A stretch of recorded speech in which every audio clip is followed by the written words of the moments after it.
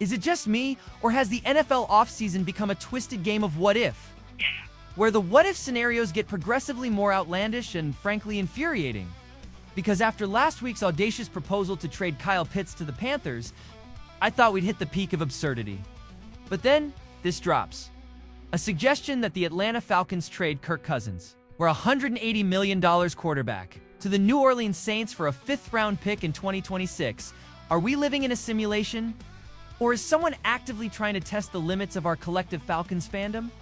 Because my blood pressure just spiked thinking about it, as we inch closer to the final roster cuts, the rumor mill is spinning faster than ever. And Kirk Cousins' name, for better or worse, has been a constant fixture. On one hand, you could argue that having a veteran like Cousins, a quarterback with 13 years of experience, is an invaluable asset, especially when you have a young, promising signal caller like Michael Penix Jr. waiting in the wings.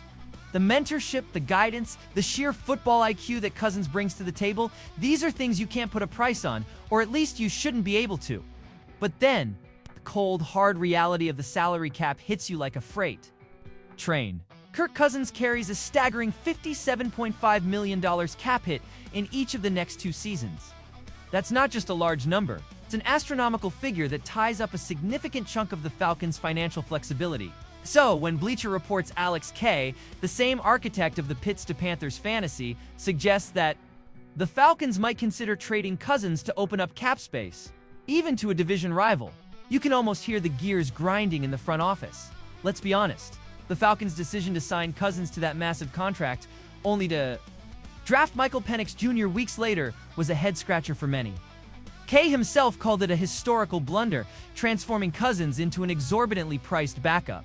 And, from a purely financial standpoint, it's hard to argue with the logic that shedding that cap hit would be liberating.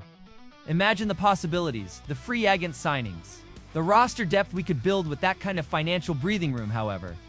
The question isn't just if the Falcons would want to shed that salary, but how and for what? And this is where Kay's proposal veers sharply into the realm of the ridiculous. He argues that the New Orleans Saints, with their unsettled quarterback situation, might be desperate enough to make a move.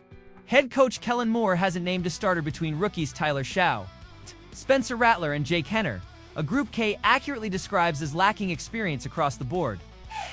From the Saints' perspective, acquiring Cousins would drastically improve their quarterback situation, providing them with an experienced, albeit expensive starter. And that's all well and good for the Saints, but what about the Falcons? Kay's proposed return for Cousins is a 5th-round pick in the 2026 draft.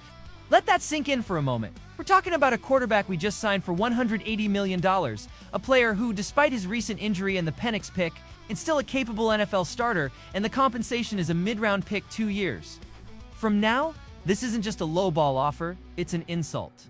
It's like trading a luxury car for a bicycle with a flat tire.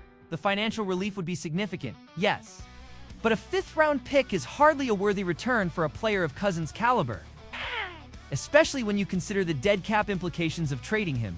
The Falcons would still be on the hook for a significant portion of his guaranteed money, even if he's playing for a rival. So, you'd be taking on a dead cap hit and getting minimal draft capital in return, all while strengthening a division opponent. That's not a strategic move. That's a capitulation. Furthermore, the idea of trading Cousins to the Saints, our most bitter division rival, is just as preposterous as the Pitts to Panthers idea.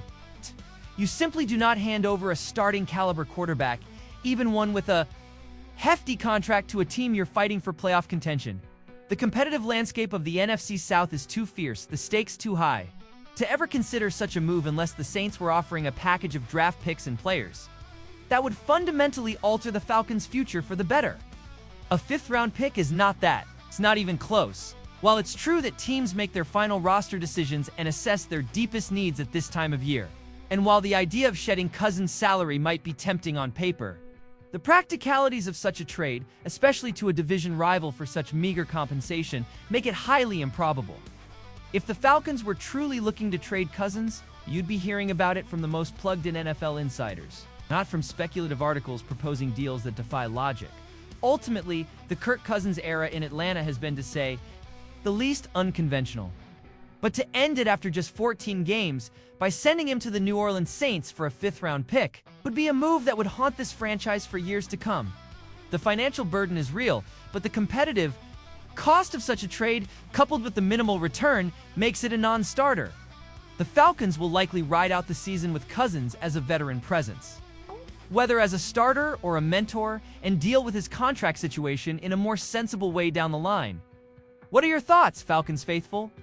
Does the idea of trading Cousins to the Saints for a fifth-rounder make you furious, or do you see a glimmer of financial sense in it? Let me know in the comments below, and if you think this trade is as ridiculous as I do, make sure to smash that like button and subscribe for more Falcons insights.